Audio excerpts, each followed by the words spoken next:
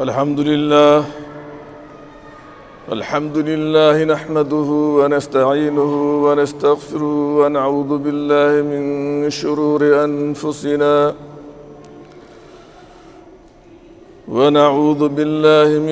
شرور أنفسنا ومن سيئات أعمالنا من يهده الله فلا مضل له ومن يضلل فلا هادي له وأشهد أن لا إله إلا الله وحده لا شريك له وأشهد أن محمدًا عبده ورسوله أما بعد فإن خير الحديث كتاب الله وخير الهدي هدي محمد صلى الله عليه وسلم وشر الأمور محدثاتها وكل محدثة بدعة وكل بدعة ضلالة وكل ضلالة في النار فأعوذ بالله السميع العليم من الشيطان الرجيم بسم الله الرحمن الرحيم إن الصلاة كانت على المؤمنين كتابا موقوتا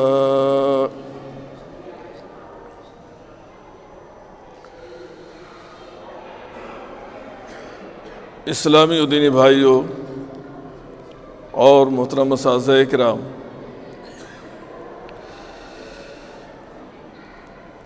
ذکر چل رہا تھا کہ نماز کے قائم کرنے کا صحیح معنی اور صحیح مفہوم یہی ہے کہ ہم اور آپ نماز کو اس کے تمام حقوق کے ساتھ ادا کریں۔ نماز کے ان حقوق میں سے کچھ حقوق کا ذکر اور ان کا تذکرہ میں سے پہلے کر چکا ہوں۔ آج میرے سامنے اس اہم ترین عبادت کا جو ایک حق ہے جس کے بغیر ہماری یہ عبادت نہ تو مکمل ہوگی اور نہ ہی صحیح اور درست ہوگی، وہ حق یہ ہے کہ اللہ رب العزت نے اللہ کے رسول صلی اللہ علیہ وسلم کے واسطے سے اس عبادت کے لیے جو اوقات متعین فرمائے،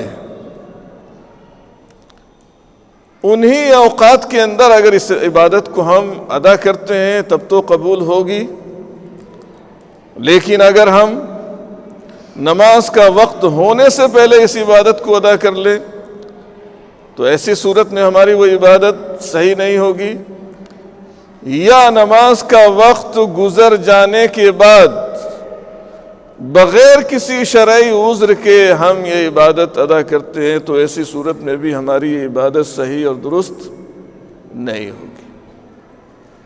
میں نے اس سے پہلے ذکر کیا تھا کہ اللہ رب العزت نے اللہ کے رسول صلی اللہ علیہ وسلم کو جیسے ہی 5 وقت کی نمازوں کی خوشخبری سنائی، اس کے بعد دوسرے دن صبح کو اللہ کے رسول صلی اللہ علیہ وسلم کے پاس حضرت جبریل علیہ السلام کو بھیجا، اور وہ آئے اور انہوں نے اللہ کے رسول صلی اللہ علیہ وسلم کو نماز کے اوقات بتلائے کہ جو نمازیں 5 وقت کی فرض کی گئی ہیں وہ کن کن اوقات میں آپ کو ادا کرنی ہے۔ لیکن افسوس کی بات یہ ہے کہ جس طریقے سے نماز کے دیگر حقوق میں اور دیگر شرائط میں، دیگر فرائض میں ہمارے یہاں کوتاہیاں پائی جاتی ہیں، اسی طریقے سے اس حق کے تعلق سے بھی ہمارے اندر خامی پائی جاتی ہے، کوتاہی موجود ہے۔ آئیے دیکھیے اس کی لازمیت اور فرضیت کے سلسلے میں کہ ہمیں نماز کو اس کے صحیح وقت ہی میں ادا کرنا ہے۔ قرآن کیا کہتا ہے؟ میں نے جس آیت کی تلاوت کی ہے آپ کے سامنے، اللہ رب العزت نے ارشاد فرمایا ان الصلاۃ کانت علی المؤمنین کتابا موقوتا، یقیناً نماز اہل ایمان پر فرض کی گئی ہے اور مقررہ اور متعینہ اوقات میں فرض کی گئی ہے۔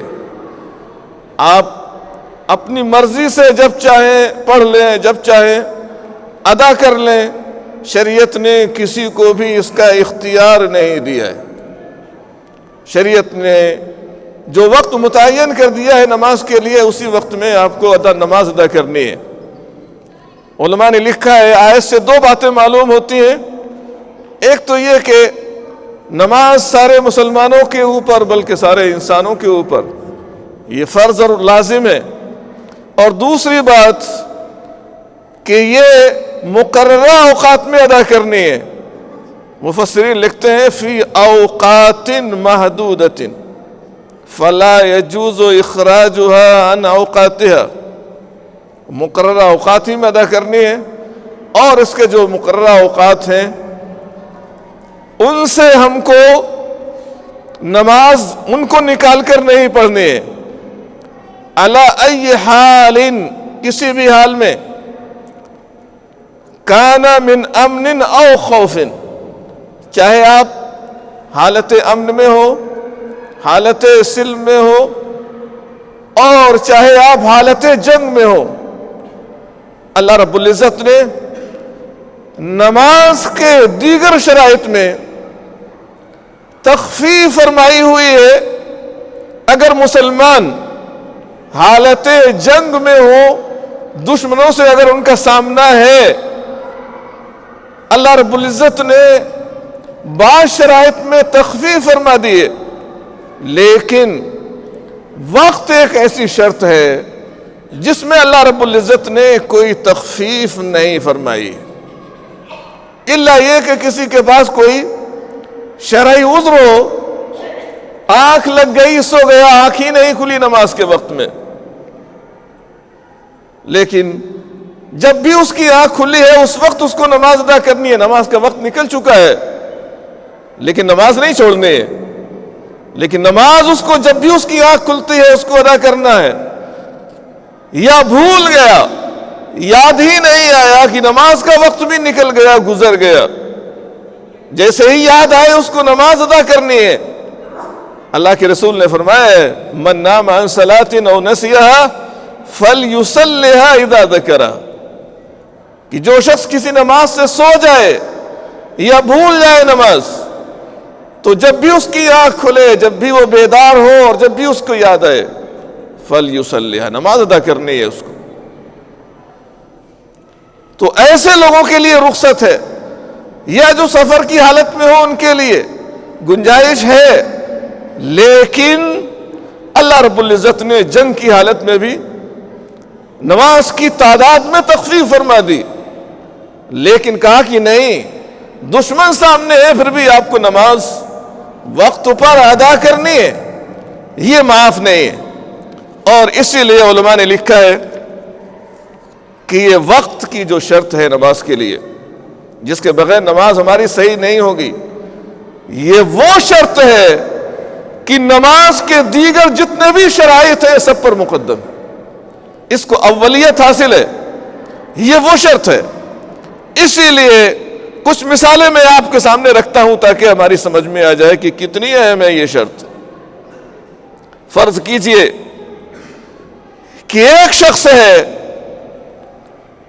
وضو کے لیے پانی میسر نہیں ہے، دستیاب نہیں ہے، پانی نہیں مل رہا ہے، شریعت نے اس کے لیے کیا گنجائش رکھی ہے؟ کیا کرے گا ایسا انسان؟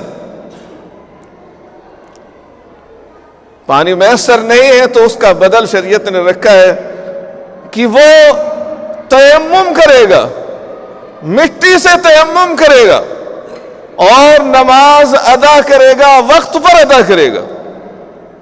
اگر پانی میسر نہیں ہے تو مٹی ہی صحیح، اس کے ذریعے سے تیمم کرنے کے بعد اس کو نماز وقت پر ادا کرنی ہے۔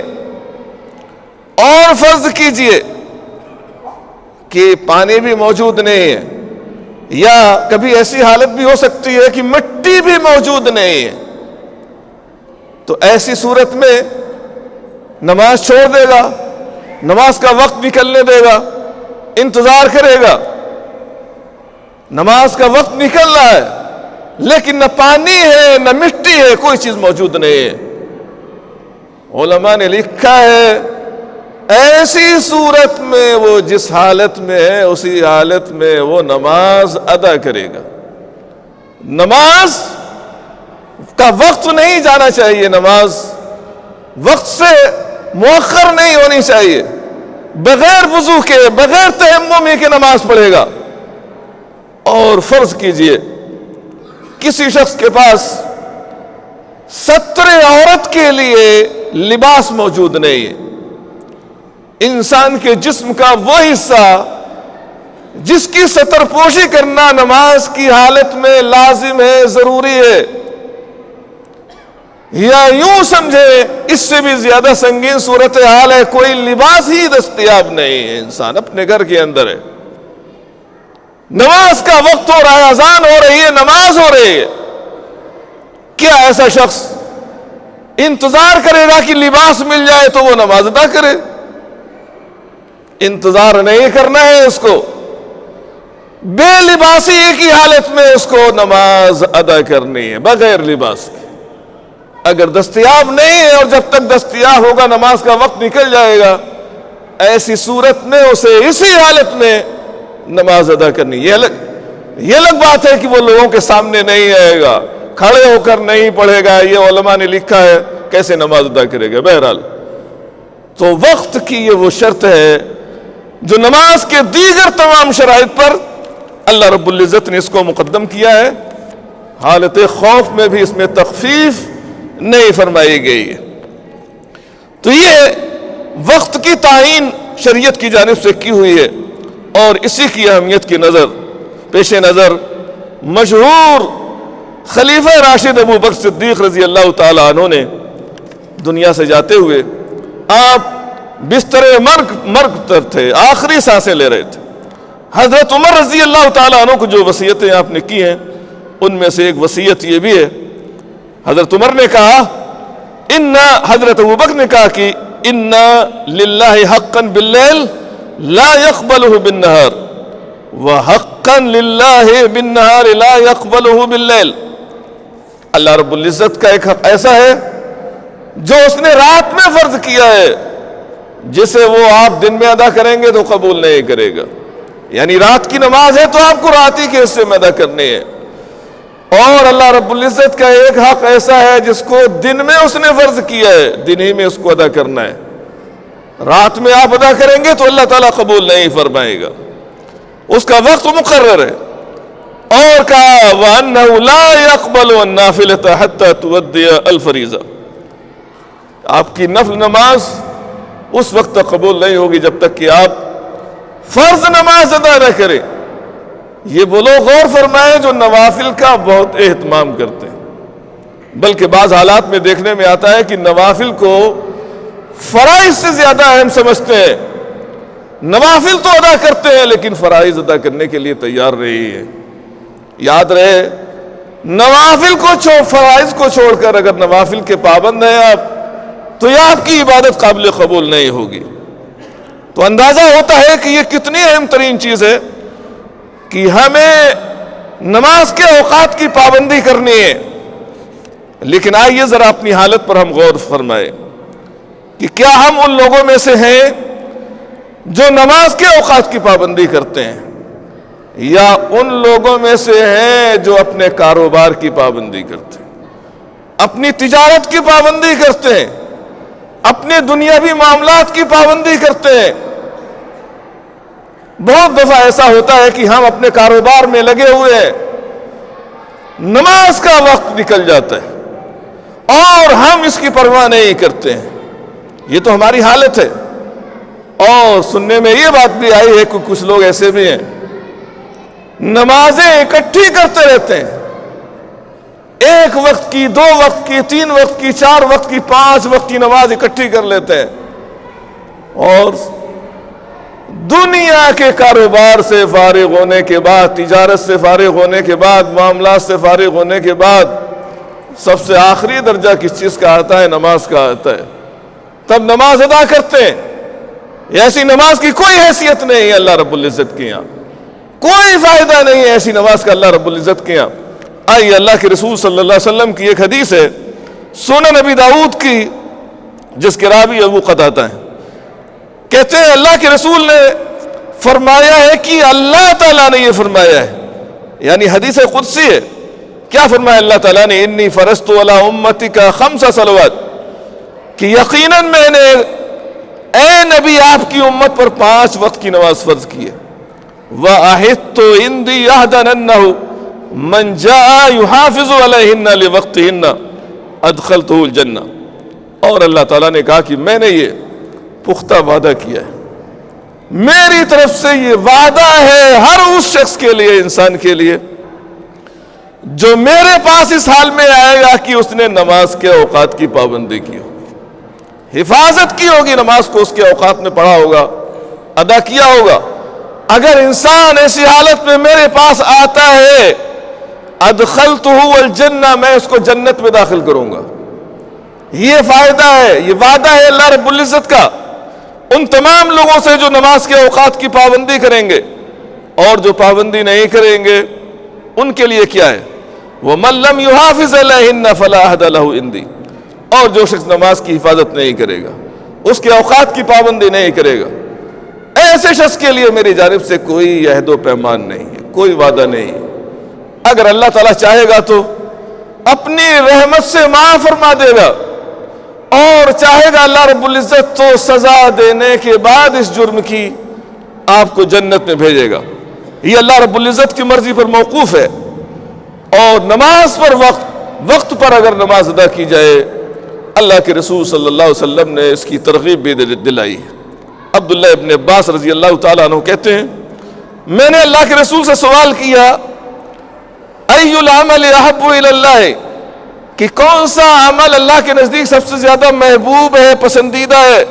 قال الصلاۃ علی وقتها، اللہ کے رسول صلی اللہ علیہ وسلم نے فرمایا وقت پر نماز کو ادا کرنا اللہ رب العزت کے نزدیک یہ محبوب ترین عمل ہے۔ پھر آخر ہم اس کے سلسلے میں کیوں غفلت کا شکار ہیں؟ کیوں اس کی پرواہ نہیں کرتے ہیں؟ ساری توجہ ہماری دنیا کے معاملات اور جھمیلوں پر رہتی ہے، نماز کے تعلق سے کوئی ٹینشن ہمیں نہیں ہوتی ہے۔ اس لیے ضرورت ہے اس جانب بھی فکر مند ہونے کی۔ اور آئیے اسی تعلق سے انس ابن مالک رضی اللہ تعالیٰ عنہ کہتے ہیں، میں نے اللہ کے رسول صلی اللہ علیہ وسلم کو فرماتے ہوئے سنا ہے، کچھ لوگ ایسے بھی ہیں جو نماز ادا تو کرتے ہیں لیکن انتظار کرتے ہیں سب سے آخری وقت میں، کہ جب نماز کا آخری وقت ہوتا ہے، گزرنے ہی والا ہوتا ہے، اس وقت جلدی میں نماز ادا کر لیتے ہیں، اور یہ سمجھتے ہیں کہ ہاں بہت بڑا کام کر لیا ہے، یہ نماز ان کی ادا ہو گئی ہے۔ اس لیے وہ لوگ غور فرمائے۔ تو انس بن مالک کہتے ہیں، میں نے اللہ کے رسول کو فرماتے ہوئے سنا ہے، کیا تلک صلاۃ المنافق یجلس یرقب الشمس حتی اذا كانت بین قرنی الشیطان قام فنقرها 4 لا یذکر فیها الا قلیلا۔ کہا کہ جو لوگ وقت گزرنے کا انتظار کرتے ہیں، آخری وقت میں نماز ادا کرتے ہیں، ایسے لوگ، کہا کہ یہ منافق کی نماز ہے جو بیٹھ کر سورج کے غروب ہونے کا انتظار کرتا رہتا ہے، یہاں تک کہ جب سورج شیطان کے 2 سینگوں کے درمیان ہوتا ہے اور اس کے غروب ہونے کا وقت قریب اور نزدیک آ جاتا ہے تو کیا کرتا ہے؟ قام فنقرها 4، کھڑا ہوتا ہے اور جلدی 4 ٹھونگے 4 رکعت پڑھ لیتا ہے، 4 رکعت جلدی پڑھ لیتا ہے۔ ایسے شخص کا کیا حکم ہے؟ نماز ہوگی ایسے شخص کی؟ اس حدیث کے اندر وہی سنائی گئی ہے، یہ منافقین کی نماز ہے جو اتنی لاپرواہی کا مظاہرہ کرتے ہوں۔ لیکن اللہ رب العزت نے تو ہمیں صاحب ایمان بنایا ہے، مسلمان بنایا ہے، اس لیے ضروری ہے کہ ہم ان چیزوں سے بچائیں اپنے آپ کو۔ جلدی جلدی 4 رکعت پڑھ لیتا ہے، لا یذکر فیہا الا قلیلا، بہت تھوڑا سا اللہ تعالیٰ کو یوں ہی یاد کر لیتا ہے، جلدی جلدی میں یہ نماز ادا کر لیتا ہے۔ اور اسی جملے سے فقہاء نے استدلال کیا ہے کہ نماز سکون کے ساتھ پڑھنا لازمی اور ضروری ہے۔ جلدی جلدی والی نماز یہ اللہ تعالیٰ کے قابل قبول نہیں ہوگی، سکون و اطمینان کے ساتھ نماز پڑھنا ہمارے لیے لازمی اور ضروری ہے۔ اور آئیے، جو لوگ کسی بھی حیثیت سے نماز کو ضائع کرتے ہیں یا نماز کے اوقات کی پابندی نہیں کرتے ہیں، ان کے لیے اللہ رب العزت نے کیسی وعید سنائی ہے اور ایسے لوگوں کے لیے کیسی سزا رکھی ہے۔ قرآن کی آیت میں اللہ رب العزت نے فرمایا فَخَلَفَ مِن بَعْدِهِمْ خَلْفٌ أَضَاعُوا الصَّلَاةَ وَاتَّبَعُوا الشَّهَوَاتِ۔ اللہ تعالیٰ کا ارشاد ہے کہ اس سے پہلے اللہ تعالیٰ نے نیک لوگوں کا تذکرہ کیا ہے، جو اس کے مطیع و فرما بردار بندے ہیں، جو نماز کما حق ادا کرتے ہیں۔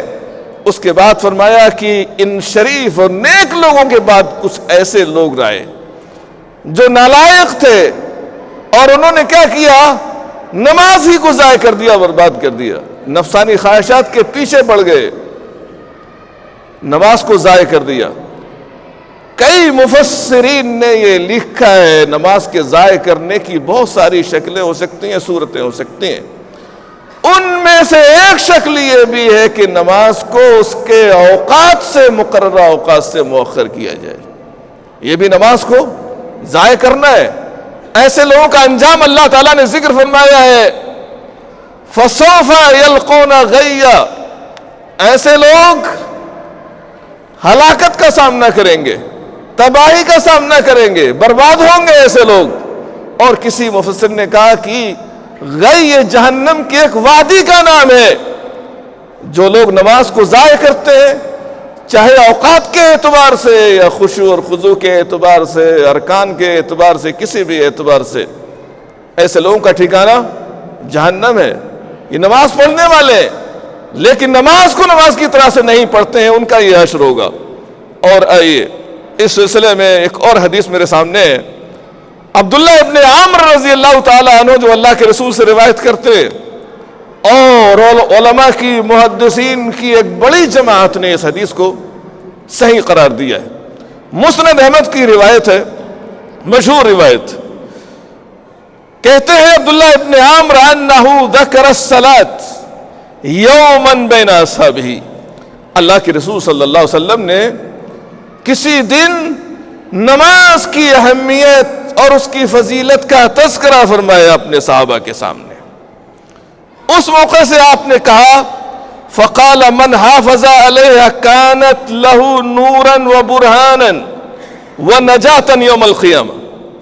اللہ کے رسول نے فرمایا من حافظ علیہ، جس شخص نے نماز کی حفاظت کی، پابندی کی، اس کے شرائط کی، اس کے ارکان کی، ہر اعتبار سے نماز کی حفاظت کی، کیا فائدہ ہوگا؟ کانت لہ نورا و برہانا و نجاتا یوم القیامہ، یہ نماز اس کے لیے نور ہوگی، روشنی ہوگی۔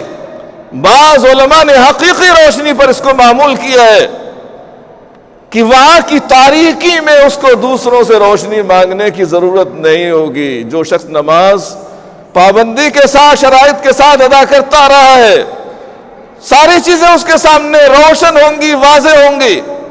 یا کسی نے کہا کہ اس کا چہرہ روشن ہوگا، یا مانوی نور کسی نے کہا ہے کہ دنیا اور آخرت دونوں جہان میں سلامتی کے راستے ایسے لوگوں کے لیے واضح رہیں گے، دنیا کے اندر بھی اور آخرت کے اندر بھی، قیامت کے دن بھی۔ کن کے لیے؟ جو نماز کی حفاظت کرتے ہیں، نماز کے شرائط کی اور اس کے ارکان کی، اس کے فرائض کی حفاظت کرتے ہیں، پابندی سے نماز ادا کرتے ہیں، یہ فائدے ہوں گے۔ وَبُرْحَانًا، اور یہ نماز اس کے کمال ایمان کی علامت اور نشانی ہوگی۔ یہ قیامت کے دن اگر کوئی چیز ہمارے کام آئے گی تو وہی نماز کام آئے گی. لیکن جو چیز ہمارے کام آنی ہے وہ ہم کرنے کے لیے تیار نہیں ہے. دنیا کے معاملات میں الجھے رہتے ہیں. جو دنیا کا خزانہ ہمیں یہیں چھوڑ کے جانا ہے.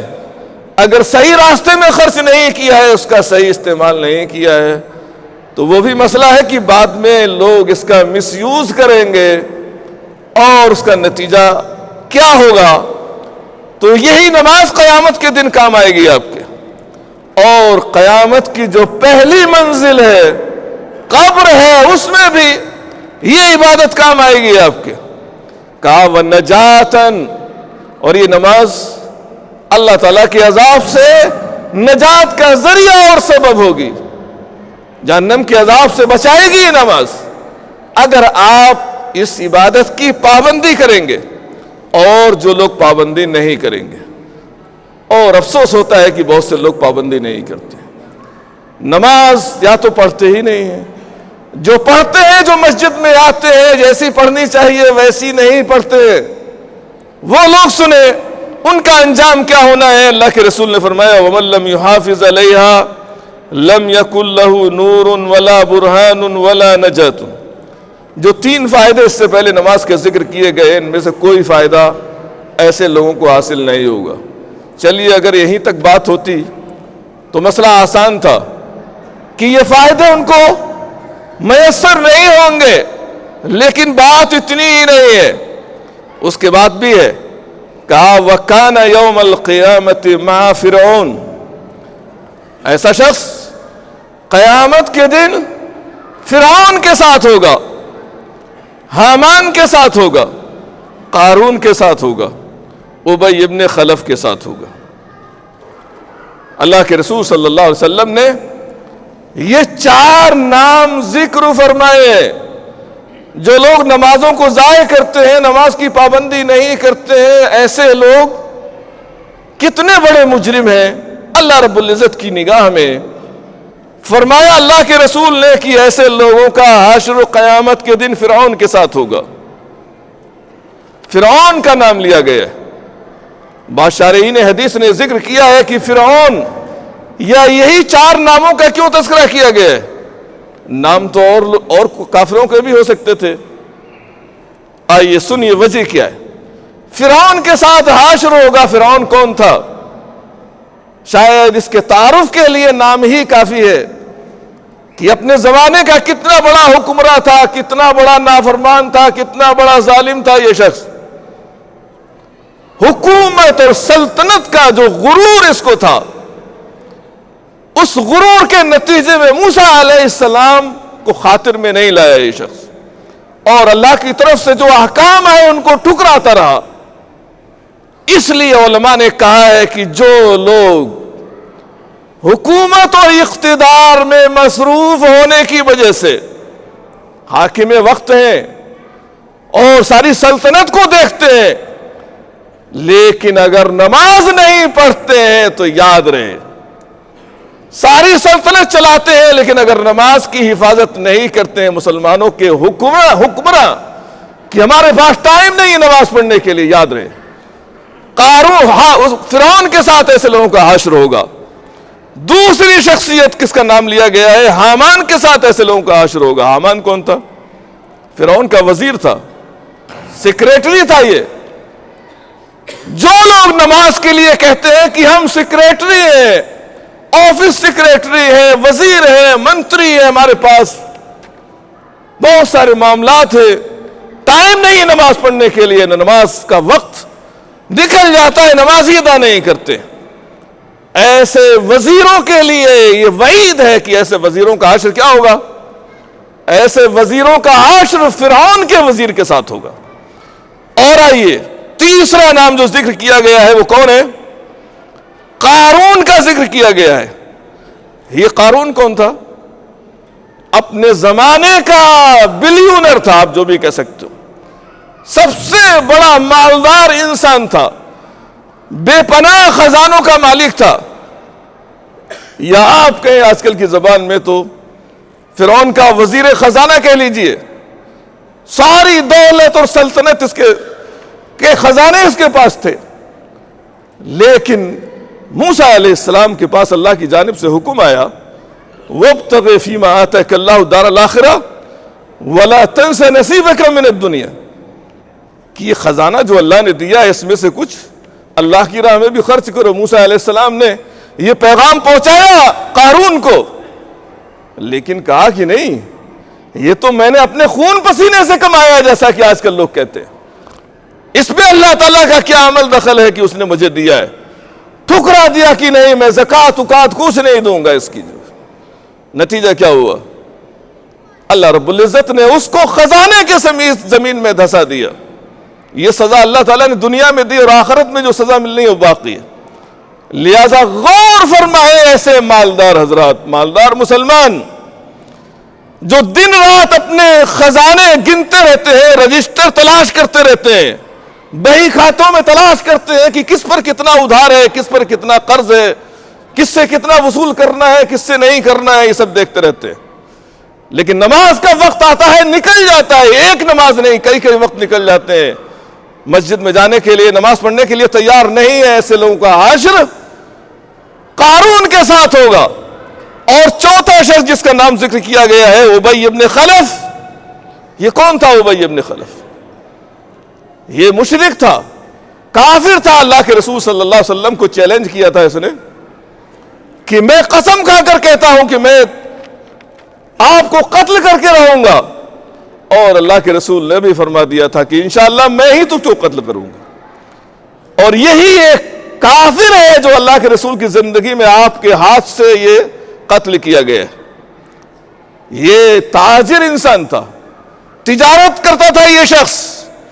اللہ کے رسول صلی اللہ علیہ وسلم نے فرمایا جو لوگ تجارت میں اس حد تک مصروف ہو جائیں، مشغول ہو جائیں، کاروبار میں لگ جائیں کہ نماز کا ایک نماز کا وقت نہیں، کئی نمازوں کے اوقات نکل جائے، معاف فرمائیے گا، یہ آپ کا کاروبار یہ کام آنے والا نہیں ہے۔ کتنی مصروفیت ہے آپ کاروبار میں ہیں، شریعت نے نماز کو اس کے وقت پر پڑھنے کا حکم دیا ہے، آپ کو پابندی کرنی ہے، اور نہیں کرتے ہیں تو پھر اس کا سامنا کرنے کے لیے اللہ تعالیٰ کے یہاں تیار ہو جائیے۔ اور سعودی عرب کے مشہور عالم دین ابن باز رحمۃ اللہ علیہ نے یہ واقعہ ذکر کی، حدیث ذکر کرنے کے بعد لکھتے ہیں، کہتے ہیں ھذا الوعید یدل بلا شک علی کفر من ترک الصلاۃ۔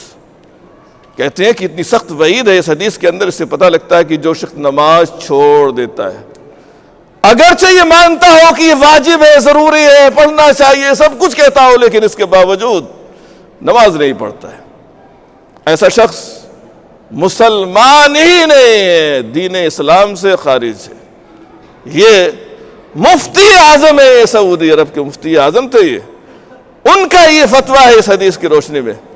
اس لیے گزارش یہی ہے میری آپ سے کہ نماز کے جو حقوق بتلائے گئے ہیں، جو شرائط بتلائے گئے ہیں، اور جو اس کے آداب اور سنن اور مستحبات ساری چیزیں بتلائی گئی ہیں، ان پر عمل کرنے کی کوشش کریں۔